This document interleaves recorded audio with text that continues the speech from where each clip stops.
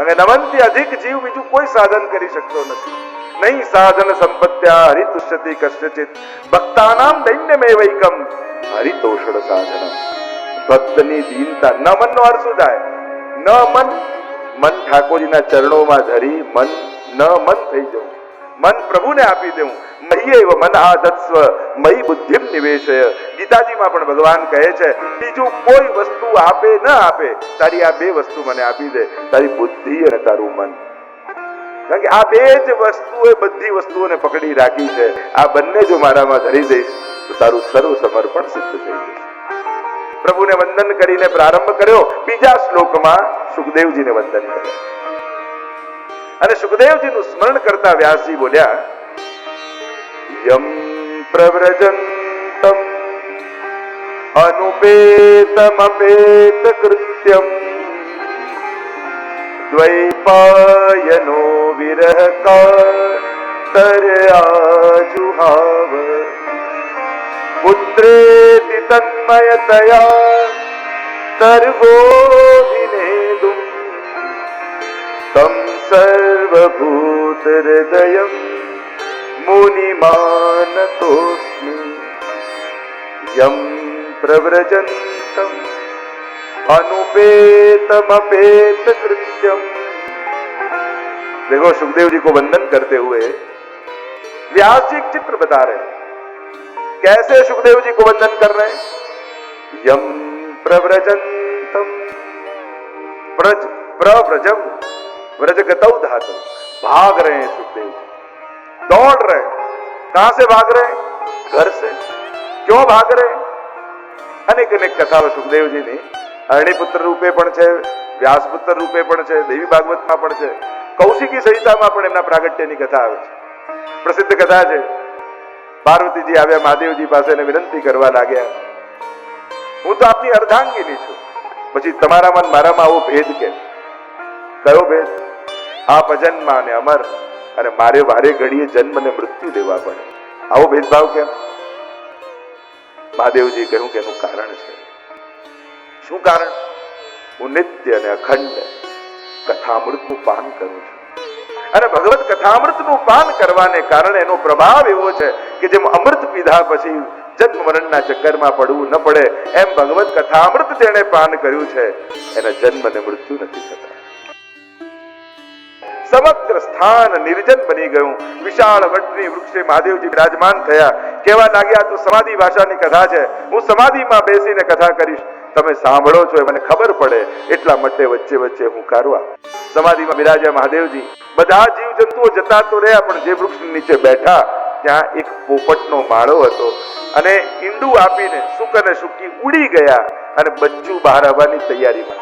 જ્યાં મહાદેવજીએ કથા કહેવાનો પ્રારંભ કર્યો, કથાના શબ્દોનો એવો પ્રભાવ પડ્યો, ઈંડું ફૂટ્યું અને બચ્ચું બહાર આવ્યું. અહીંયા પાર્વતીજી કથા શ્રવણ કરતા કરતા હુંકારો આપતા જાય છે, અને કથા એવી આવે છે કે પાર્વતીજીને નીંદ આવી. બચ્ચાને એમ થયું, અરે જન્મતાની સાથે લોકો જીવનના અંત સમયમાં કથાને સાંભળે, અને હું એવો ભાગ્યશાળી છું, જન્મતાની સાથે ભાગવતના શ્લોકો સાંભળવા મળે. મારા જેવો સૌભાગ્યશાળી બીજો કોણ હોય કે કાનમાં પહેલો અક્ષર જો ભાગવતના શ્લોકોનો પડે તો આનાથી બીજું સૌભાગ્ય. અને એટલે કથા પાછળ થાય એ તો ભાગ્યની વાત છે, પણ તમારી સામે થાય એ સૌભાગ્યની વાત છે. અને એટલે જેટલા બેઠા છો એ તમે સૌભાગ્યશાળી છો. તમારી પાછળ નહીં, તમારી સામે કથા થઈ રહી છે. તમે પોતે કથામાં પોતે બેઠા છો એ સૌભાગ્યની. કારણ મુક્તિ તો મર્યા પછી બીજાએ કરાવી છે. શાસ્ત્રોમાં અનેક એવા ઉપાય છે કે કોઈ ગુજરી જાય એની પાછળ આ વિધિ કરો, આમ કરો, અહીંયા શ્રાદ્ધ કરો, અહીંયા આમ કરો, એની મુક્તિ થાય. તો મુક્તિ તો તમારી પાછળ તમારી બીજા પણ કરાવી શકે છે, પણ ભક્તિ તો જાતે જ કરીને જવી પડે. એ બીજા કરે ન ચાલે. અને એટલે મુક્તિની ચિંતા છોડી દો, એ તો પછી ગયા સંતતિઓ પણ કરાવી દેશે, પણ ભક્તિ ચૂકી ગયા ને તો 84 લાખ યોનિમાં ફરી આવવું પડશે. અને એટલા માટે ભક્તિ જાતે કરીને જજો. આ જે કાંઈ પણ મનોરથો જીવનમાં વિચાર્યા હોય, ભાવ કરજો, પ્રભુને વિનંતી કરજો કે આ મારો મનોરથ મારા હાથે હું કરીને, મારી જાતે હું કરીને. અહીંયા પાર્વતીજી નિંદ્રાધીન થયા. શુકના બચ્ચા જેવું સાંભળે એવું બોલવા લાગે. શુકનું બચ્ચું ઉડતું ઉડતું આવીને પાર્વતીજીની ગોદમાં બેસી ગયું. જે રીતે હુંકારો પાર્વતીજી આપી રહ્યા હતા એ રીતે હુંકારો આપવા લાગ્યું. અને સમાધિ પૂરી થઈ. કથાનો વિરામનો સમય આવ્યો. આંખ ખુલી અને જોયું તો પાર્વતીજી નિંદ્રાધીન છે.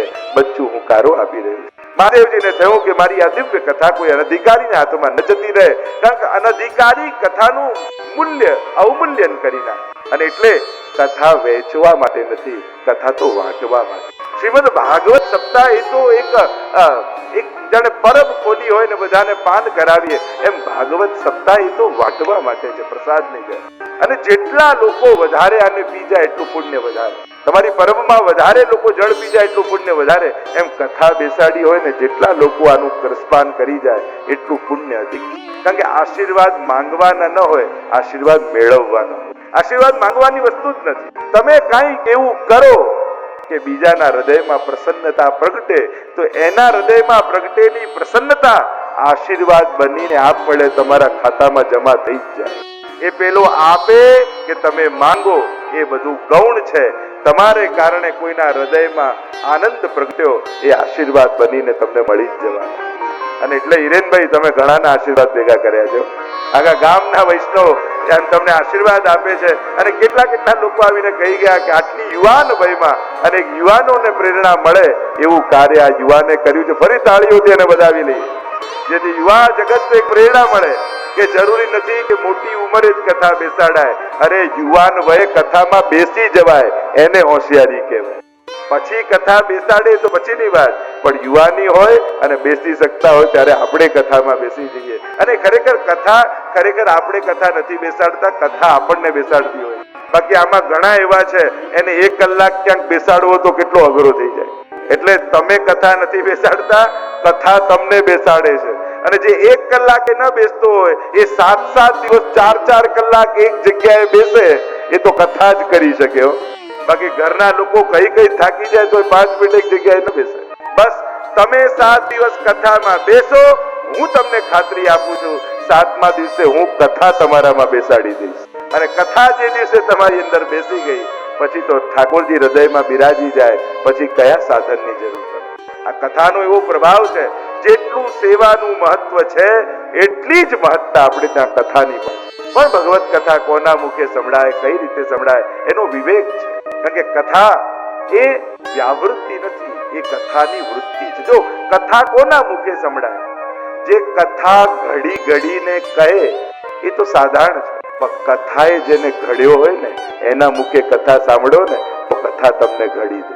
કથાના ટાચનાઓ ખાઈ જે ઘડાયા હોય કથા તો એના મુખે સંભળાતી હોય. મહાપ્રભુજી કથા કરે તા પાસે કથા કરન બિરાજે. મહાવીરની વાર્તા સાહિત્યમાં તત્કથા ક્ષિપ્ત ચિત્તસ્થ. આપ જયારે ભાગવતની કથા કરે છે, પારાયણ બી કરે છે અને કથા બી કરે છે, પણ કથાના પ્રસંગો લઈને જયારે આવે એટલે વાર્તા સાહિત્યમાં વારે ઘડીએ શબ્દ આવ્યો કે આપ કથા કર, આપ કથા પ્રારંભ કરી. અને કેટલા પ્રસંગો આવે કે બાટી ફાકીને દોડ્યા, અને એમાં અનેક પ્રસંગો છે. અને આપ તો જયારે વેણુ ગીત પુનઃ યુગલ ગીત કી રસ બરખાઈ પ્રગટ ભય માર્ગ રીત દિખાઈ. સેવાયામ વા કથાયામ અનેક પ્રકારની કથાના સ્વરૂપોની ચર્ચા છે. વિસ્તાર ન કરતા અહીંયા જયારે જોયા કે કોઈ અનધિકારીના હાથમાં કથા ન જતી રહે, ત્રિશૂળ કાઢ્યું, દોડ્યા છે મહાદેવજી. આગળ શું ઉડતું જાય. પાછળ મહાદેવજી ઉભો રે કરતા આવે. અને ત્યાં વાસાશ્રમમાં વ્યાસ પત્ની હરણી એને મુખમાં વગાસું ખાધું, મુખ ખોલ્યું, થયું બખોલ છે, ભીતર પ્રવેશ કરી. અને એમ કહેવાય કે જ્યારે દેહ ભાવ તો નષ્ટ થઈ ગયો અને આત્માવે જ્યારે ગર્ભ સુધી પહોંચી ગયા, 16 વર્ષ સુધી રહ્યા. વ્યાસજી વિનંતી કરે છે કે આ બહાર પધાર. અને અંદરથી એક જ અવાજ આવે, ત્યારે જ બહાર આવું જ્યારે ભગવાન આવીને વચન આપે કે એમની માયા મને નહીં સતાવે. પ્રભુને વિનંતી કરી છે, પ્રભુ પધાર્યા અને વચન આપ્યું છે મારી માયા તમને ક્યારે નહીં સંતાપ કરે. અને જ્યાં પ્રભુ વચન આપીને ગયા ત્યાં જ 16 વર્ષના સુખદેવજી પ્રગટ થયા. અને પ્રગટ થઈ જન્મતાની સાથે ઘર છોડીને ભાગે. અને એટલે વ્યાસજીએ કલમમાં લખ્યું, યમ પ્રવ્રજંતમ અનુપેતમ અપેત કૃત્યમ. અને કેવા ભાગી રહ્યા છે, અનુપેતમ અપેત કૃત્યમ, જેનાથી જનોયાદી સંસ્કાર પણ નથી, કઈ મેળવવાની ઈચ્છા પણ નથી. સંસ્કારની કોને જરૂર પડે? જેના જીવનમાં વિકાર, જ્યાં વિકાર જ નથી તો સંસ્કારની પણ જરૂર નથી. દિગંબર અવસ્થામાં છે. દરેક બ્રાહ્મણ પાસે 4 ગાંઠ હોય, ચોટીમાં, ધોતીમાં, પોથીમાં, જનોઈમાં. આ તો 4 ગ્રંથિઓથી મુક્ત છે. નથી ચોટી, નથી ધોતી, નથી પોથી, નથી જનોઈ, દિગંબર અવસ્થામાં ભાગી રહ્યા. કારણ કે કોઈ વિકાર જ નથી. જ્યાં વિકાર આવે ત્યાં બધી વ્યવસ્થા કરવી પડે, જ્યાં વિકાર જ નથી ત્યાં કઈ વ્યવસ્થા? દોડ રહે સુખદેવ. અપેત કૃત્યમ દ્વૈપાયનો વિરહ કાતર આજુહાવ. દ્વૈપાયન વ્યાસજી પુત્રને મોહવશ થઈ પુત્રેતિ તન્મયતયા તરવો વિનેદુ, હે પુત્ર કરતા કરતા પાછળ પાછળ દોડી રહ્યા છે. સુખદેવજી તો વળીને ન જોયું, ઉત્તર ના આપ્યો. તરવો વિનેદુ, તરવો અનેક વૃક્ષો, અણદ અવ્યક્તે શબ્દે વૃક્ષોએ આ હલી હલીને જાણે ઉત્તર આપ્યો. વ્યાસજી અમારી સામે જુઓ, ટાઢ, તડકો, વરસાદ બધું અમે સહન કર્યું, પણ જ્યારે ફળ અમારી ઉપર લાગ્યા એ ફળ અમે નથી ખાધા, સંસારને સમર્પિત કરી દીધું. એમ વ્યાસજી આપની તપશ્ચર્યાનું ફળ આ સુખદેવજી છે. મોહ ન રાખો, સંસારને સમર્પિત કરી દો એના કલ્યાણ માટે. અને આમ કહ્યું, પુત્રેતિ તન્મય તયા તરવો વિનેદુ તમ સર્વભૂત હૃદયમ મુનિમાનતોસ્મિ. એવા સર્વભૂત એટલે કે સર્વમાં ઈશ્વરના દર્શન કરનારા સુખદેવજી, મનનશીલા મુનિ, એવા મુનિ સુખદેવજીને વંદન કર્યા છે. કારણ કે એવી કથા કહેવામાં આવે કે જ્યારે સુખદેવજી ભાગતા હતા, પાછળ વ્યાસજી આવતા હતા તો અપ્સરાઓ સ્નાન કરતી હતી. જ્યાં સુખદેવજી નીકળ્યા તો કઈ ફેર ન પડે, વ્યાસજી ગયા તો બધાએ વસ્ત્રો પહેરી દીધા. વ્યાસજી નારાજ થયા. મારો 16 વર્ષનો યુવાન દીકરો ગયો તો તમને શરમ ન લાગી? કઈ ફેર ન પડ્યો. મારા જેવો આટલો વૃદ્ધ વ્યક્તિ જાય તમને સંકોચ લાગે, આવું કેમ? ક્ષમા કરજો મહાત્મા, આપ વૃદ્ધ છો પણ એટલી ભેદ બુદ્ધિ તો આપની અંદર છે કે આ સ્ત્રી છે ને આ પુરુષ. વિકાર ભલે ન હોય પણ ભેદ બુદ્ધિ તો છે. પણ આપના પુત્ર સુખદેવજી, એને તો ઈશ્વર સિવાય બીજું કઈ દેખાતું જ નથી. સર્વભૂત હૃદયમ, સર્વમાં કણ કણમાં કેવલ જે કૃષ્ણના દર્શન કરે એવા સુખદેવજીને વંદન કર્યા છે. પરિચય આપી દીધો, કોણ વક્તા છે. આગળ કથાને લઈ ગયા નિમિષાને. 88,000 ઋષિઓ ભેગા થયા છે. 1000 વર્ષ સુધી ચાલે એવો યજ્ઞ આદરીને બેઠા છે. અને યજ્ઞના મધ્ય ભાગમાં થોડો સમય બચે છે. થયું પુણ્ય કર્મ કરવા બેઠા છીએ તો પછી સાંસારિક કાર્યો નથી કરવા, કંઈક અલૌકિક કાર્ય કરીએ. અને એટલે આપણે ત્યાં કોઈ પણ અલૌકિક મનોરથ આદિ હોય ત્યારે લૌકિક વ્યવહારો ટાળી એ સમયના મધ્ય ભાગમાં યા બચતા સમયમાં પણ ભગવત કાર્યો જ કરવા. થયું અન્ય કાર્યો કરવા કરતા સુતજીને બોલાવ્યા અને ભગવત કથા સાંભળી. અને આમ વિચાર કરી સુતજીને આમંત્રિત કર્યા છે. સુતજી પધાર્યા છે, સ્વાગત કર્યું છે. સૌનક આદિ 88,000 ઋષિઓ છે. નૈમિષારણ્ય જેવું ક્ષેત્ર છે. અને સુતજીને ઉપર બિરાજમાન કર્યા. નીચે બિરાજ્યા સૌનકાદી ઋષિઓ. પ્રશ્નો કર્યા. ગુરુદેવ, આપનું જ્ઞાન અનંત છે અને અમારું અજ્ઞાન અનંત છે, અને આપ તો કરોડો સૂર્ય સમાન છો. અનેક પ્રશ્નો કરતા કહ્યું, ઇહ ઘોરે કલૌ પ્રાયો જીવશ્ચા સુરતામ ગત ક્લેશાક્રાંતસ્ત તસ્યૈવ શોધને કિમ પરાયણ. ગુરુદેવ, આ કલિયુગમાં જીવ આસુરી વૃત્તિ વાળો થયો છે. અને આસુરી વૃત્તિ વાળો થયો છે અને ક્લેશમાં આક્રાંત થયો. એને ક્લેશ ગમવા લાગ્યો છે. ભય એ પાપ કરે છે એનો નથી, ડર એને પાપ ગમે છે. જો પાપ થઈ જાય એ કઈ બહુ મોટી વસ્તુ નથી. જીવ છે તો થાય, અપરાધ થાય એની વાત નથી, એનો ડર નથી. પાપ થયું એનો ડર નથી. પાપ માણસને ગમે છે, એમાં એની રુચિ છે, એનું આકર્ષણ પાપ છે. અને એટલા માટે આ પાપમાંથી એને મુક્ત કેમ કરો?